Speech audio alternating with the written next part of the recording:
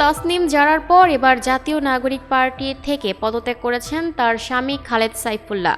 তিনি দলটির যুগ্ম আহ্বায়কের পাশাপাশি পলিসি ও রিসার্চ উইংয়ের প্রধানের দায়িত্বে ছিলেন।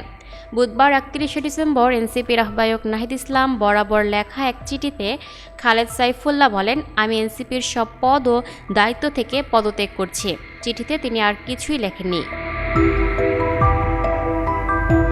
এনসিপির সদস্য সচিব আক্তার হোসেনকেও এই চিঠির অনুলিপি পাঠানো হয়েছে। এর আগে রোববার বিকেলে জামায়াতের সঙ্গে এনসিপির নির্বাচনী আসন সমঝোতার আনুষ্ঠানিক ঘোষণা আসে।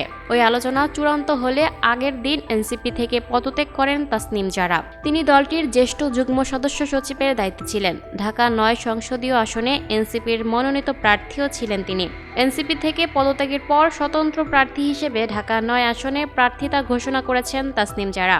ঢাকা মেডিকেল কলেজ ও যুক্তরাজ্যের ক্যামব্রিজ বিশ্ববিদ্যালয়ের প্রাক্তন ছাত্রী ছিলেন তাসনিম জারা। আর স্বতন্ত্র প্রার্থিতার জন্য স্বাক্ষর সংগ্রহ ও মনোনয়নপত্র জমার প্রক্রিয়ায় তাসনিম জারার সঙ্গেই ছিলেন খালেদ সাইফুল্লাহ। তিনি ঢাকা বিশ্ববিদ্যালয়ের আইন বিভাগে পড়াশোনা শেষে যুক্তরাজ্যের অক্সফোর্ড বিশ্ববিদ্যালয়ে স্নাতকোত্তর করেছেন। জামায়াতের সঙ্গে এনসিপির নির্বাচনী সমঝোতাকে কেন্দ্র করে তাসনিম জারা, খালেদ সাইফুল্লাহ সহ এখন পর্যন্ত অন্তত ৮ জন নেতার পদত্যাগ করলেন। এর বাইরে অন্তত ৫ জন নেত্রী এ বিষয়ে বিরূপ প্রতিক্রিয়া জানিয়েছেন, যাদের মধ্যে ২ জন এনসিপির মনোনীত প্রার্থী হয়েও নির্বাচন থেকে সরে দাঁড়িয়েছেন।